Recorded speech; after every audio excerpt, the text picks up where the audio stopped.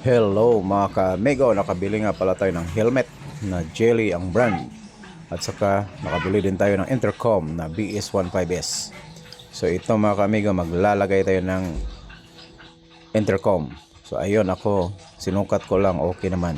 So ngayon, buksan lang natin. Pagkatapos, ganyan, ilagay natin itong sticker para kung saan yung nakaabang.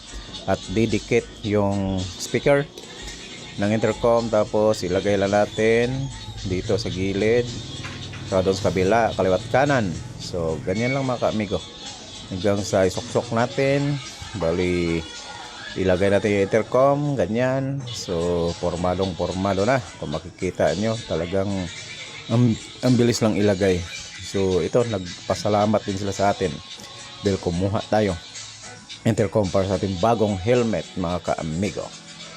Ayun, ready to long drive na po ito mga